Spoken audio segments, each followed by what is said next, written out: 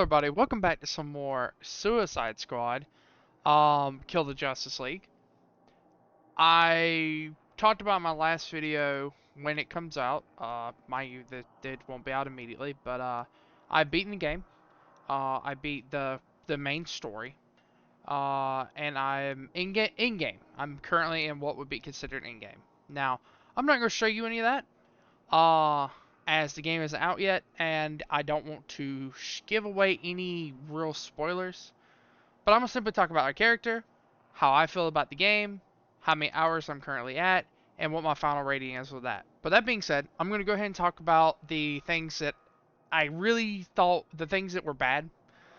Um, Off the rip, PC, this is what I'm playing on, suffers from performance issues. Most of the time I was able to stay around 55, 54 frames, which is what the game gave me, and then it would drop down to 40, and then occasionally in the 30s. Now, there were times where there was a lot of action going on toward mid to late game, and I seen frame diffs down to like 18 to 20. So, with that being said, performance not the best. However, I had noticed some people that were playing on PS5, and they did not suffer from the same performance issues that I have. So I'm going to have to say that it is most likely on PC. Now, with that being said, I'm gonna talk quick about each character that I've played. I've played Harley, King Shark, and Captain Boomerang pretty extensively at this point. Deadshot is still one of the few people I'm currently working on. He is not 30, so I can't really relate much for him. But what I have played, he's incredibly fun.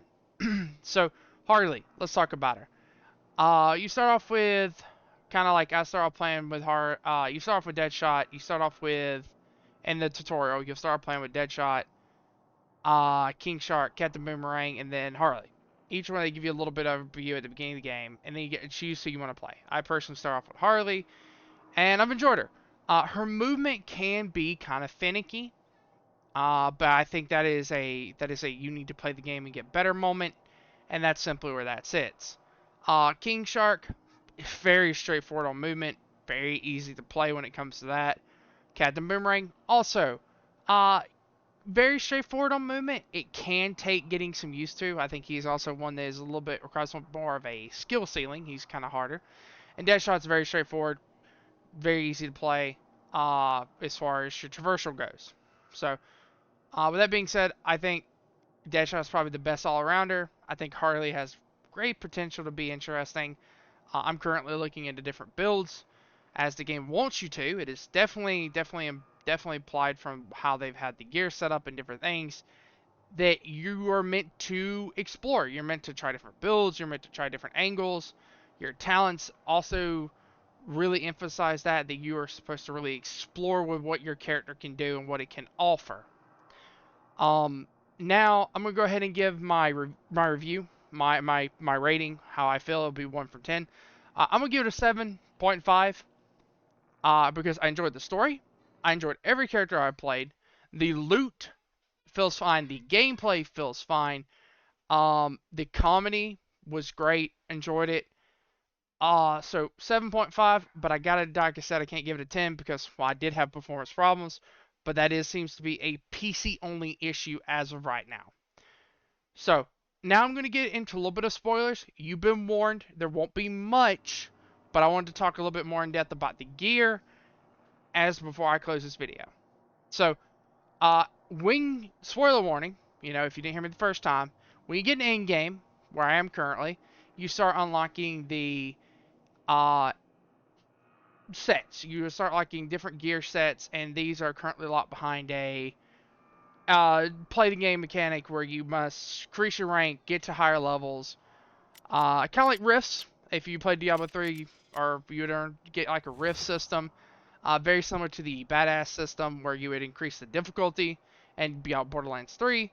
So you have to, and then there's certain missions you go do and you raise the rank, and then you have more of a chance of getting better roll gear or better gear in general. So this is what I was meaning as your builds.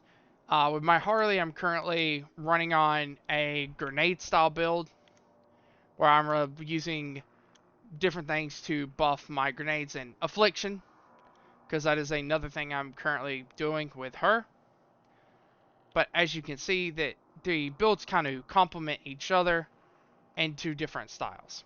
So I don't want to go too much more into this. Like I said, I want to wait for the game to come out before I make a further video based on builds. With that being said, I'm going to give it a 7.5 out of 10.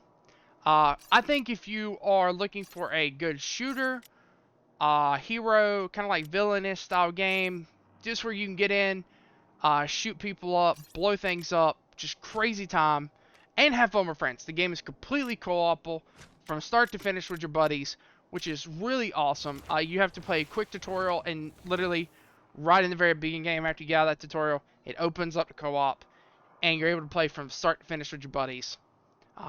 Great time, great events. Thank y'all for watching. Thank y'all for hearing me out. And I do hope y'all enjoy this review.